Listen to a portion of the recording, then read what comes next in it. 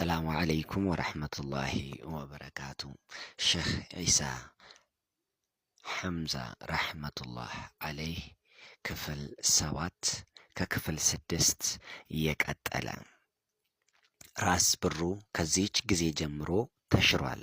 ጠዋት ቤተ መንግስት እንዳይገባ አሁኑኑ ትእዛዝ ይተላለፍ፣ እንዳያምፅ ጥንቃቄ መደረግ አለበትና ለፊት አውራሪ ሀብተ ጊዮርጊስ ጉዳዩ ይድረስ ፈጣን ውሳኔ ያስተላለፉ።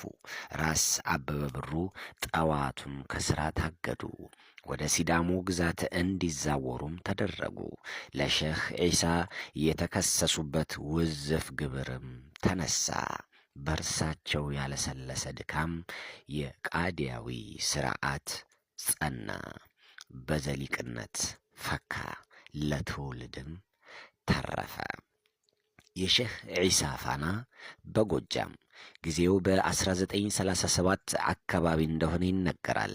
ሼህ ዒሳ መብት በሚያስከብሩበት ወቅት ነው ከሹማምንት ጋር ጥል ውስጥ ገቡ። በክፉ ታዩ፣ በወንጀለኛነት ተከሰሱ። የድፍረት ቃል ተናግረሃል ተብለው ለእስር ተዳረጉ። ኢትዮጵያ የጋራ ናት እያላችሁ በተግባር ግን የጋራ ሀገር አላደረጋችኋትም ብለው መሳፍንቱን በመገሰጻቸው ነው ይባላል።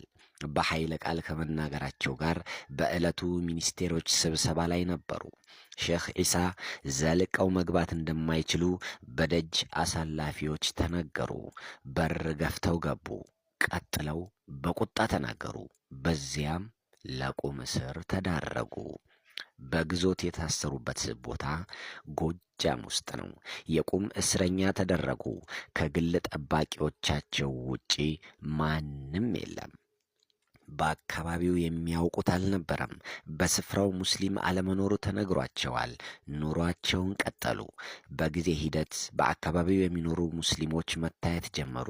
ከሼህ ዒሳ ጋር ተዋወቁ። ጥያቄና ብሶት እንዳላቸው ማሳወቁ። ከዚያ መካከል አንዱ በጥንት ዘመን የሙስሊሞች የቀብር ቦታ የነበረ ነገር ግን በግፍ ስለተወሰደ እርሳቸው ያስመልሱላቸው ዘንድ ጠየቁ። ሼህ ዒሳ የትግል ወኔያቸውን ዳግም አቀጣጠሉ። ስለ ፍትህ ለመመካከርም ተነሱ። በጊዜው በዕድሜ ቢገፉም ሕሊናቸውን አላሟሸሹም፣ መንፈሳቸውን አላዛሉም፣ አንደበታቸውን አልለጎሙም። በጎጃም ቆይታቸው ሰዎችን እየሰበሰቡ ሃይማኖትን አስተማሩ። መልካምነትን ለማስረጽ ሞከሩ። አያሌዎችን ወደ ጎዳናቸው መለሱ። ከዚያ ጊዜ ጀምሮ እስልምና እንደገና ጸና። ፋናና ዳናው ጎላ። በአካባቢው የሚኖሩ ሙስሊሞች የመስገጃና የቀብር ቦታ እንዲሰጣቸው ዘንድ ባሳወቋቸው መሰረት ምልከታቸውን ለጠቅላይ ግዛቱ አመለከቱ። ነገር ግን ጎጃም ውስጥ ሙስሊም እምብዛም የለም። አንተ ሃይማኖት ቀያሪ ነህን? የሚል ሙገታ ገጠማቸው። ክስ ተመሰረተባቸው። ለአጭር ጊዜ ከግዞት ወጥተው ወደ እስር ቤት ተዛወሩ። በዚሁ ጊዜ ነፃ የሚያወጣቸው ሁኔታም ተገኘ።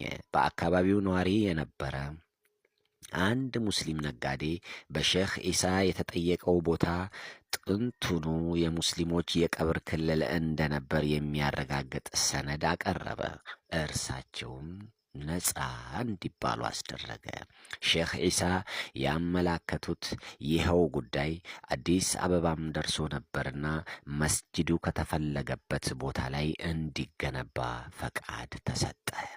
አባይን አልፎ ከሚገኘው የደጀን ከተማ አቅራቢያ መስጊዱ ተሰራ።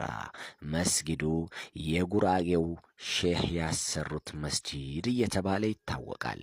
በጎጃም ሌላም አሻራ እንደነበሩ ይነገራል። ደብረ ማርቆስ ውስጥ በጣሊያን ዘመን የተሰራ መስጂድ ነበረ። ወራሪው ሲወጣ መስጊዱ ለመሳፍንቶች ተላልፎ ተሰጠ። ሼህ ዒሳ መስጊዱ እንዲመለስ ታገሉ። ለማስመለስም ቻሉ። በመስጊዱ ራሳቸው ሙዓዚን ደግሞም አሰጋጅ የሆኑ ማገልገል ጀመሩ። ማህበረሰቡን አነቃቁ። በአካባቢው ለቀብር የሚሆን ቦታ ገዝተው ለመቀበሪያነት አዋሉ። በተመሳሳይ መልኩ እዚያው ጎጃም ጨረቃ አውራጃ በተባለው ቦታ የጠፍ መሬት በማስፈቀድ የመቀበሪያ ቦታ ማቋቋማቸውም ይታወቃል። ድንበር ዘለል ክልል ሁሉ የሆኑ የሼህ ዒሳ አበርክቶች እጅግ ናቸው። መሰል የተዛቡ ሂደቶችን በማረም የተበደሉትን በማቃናት የተገፉትን በመርዳት ላይ ያተኮረ አድርጎታቸው ሰፊ ነው። ከየትኛውም አካል ጋር በአንዳቸውም ወገን ዘንድ ጥልና ቁርሾን ሳያጭሩ በጥበብ ታግዘው ግፉዓን ወገናቸውን አገለገሉ። ረብ የለሽ መቃቃሮችን ገተው ወደፊታዊ ጋሪዮሾችን ደለደሉ። አራማጁ ሼህ ዒሳ ሐምዛ ረሕመቱላህ ዓለይህ የሀገር ፍቅርና ብሔራዊ ትግል። ሼህ ዒሳ ለሀገር ሟች ነበሩ። ኢትዮጵያን ወዳድ ናቸው።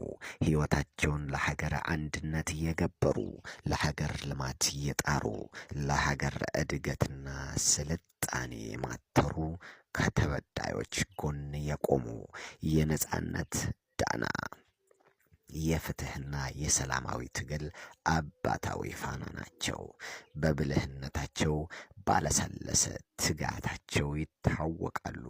ከሀገሪቱ ታላላቅ መሪዎች ጋር እየቀረቡና እየተማከሩ የለውጣዊ ጥረታቸውን አበርክተዋል። ችግርን በጥበብ ሀገራዊ ደህንነትን፣ ልዩነትን በአንድነት መድሎን በአብሮነት እያቀጠኑ አስጠብቀዋል። ሰላምን አስፍነዋል። እንደተበደለ የሚያምን ወገናቸውን ከወደፊታዊ የሀገር ጉዞ ጋር ተሳልጦ እንዲጣመር አስችለዋል። የዘመናቸውን ኢትዮጵያዊ ሙስሊም ለሀገር እንቅፋት ሳይሆን ምርቃት ጎታች ሳይሆን አበራታች አኮሳሽ ሳይሆን አነሳሽ ባስደረገ ስነ ልቦናዊ ክር ጠልፈው ሰርተዋል። ለኢትዮጵያ የነበራቸው ስስት ይደንቃል። ፍቅራቸው ያስደምማል።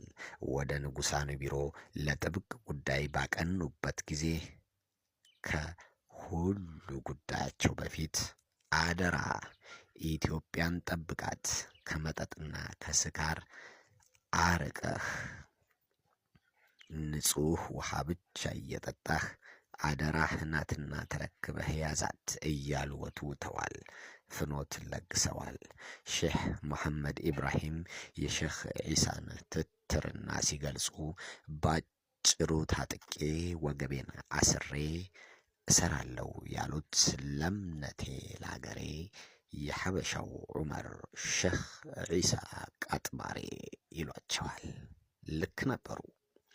የሀገር ሰንደቅ ከሃይማኖት ጋር የማዋጅ ጥበብ የስልጥንነታቸው ማሳያ፣ ሀገር ወዳድነታቸውን ማጣቆሚያ ከሆነው ተግባራቸው መካከል የኢትዮጵያን ባንዲራ አረንጓዴ፣ ቢጫ ቀዩን አርማ ከሆነው ተግባራቸው እችን አረንጓዴ፣ ቢጫ ቀይ የያዘ ጥለት በኮፍያው ዙሪያ በ5 ኮከብ ተከፋፍሎ የሚሰራበትን ሁኔታ አመቻችተው በተከታዮቻቸው ላይ ደንግገው በልማዳዊነት አስረጸዋል።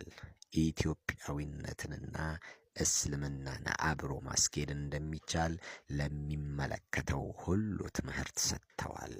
እስላማዊና ሀገራዊ መልእክትን ቀይጠው ለማስተላለፍ ችለዋል።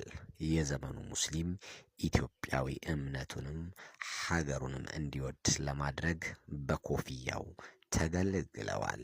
በኢትዮጵያዊው ኮፍያ ሙስሊሙን በባለ ሀገርነት ስሜት ለማነሳሻ፣ ለፍትህና ለእኩልነት ለማታገያ ዘዴ አድርገውት ነበር ይባላል።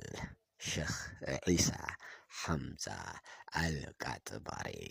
ያ ጀማዓ ኢንሻአላህ ይቀጥላል። አሰላሙ ዓለይኩም ወረሕመቱላሂ ተዓላ ወበረካቱ።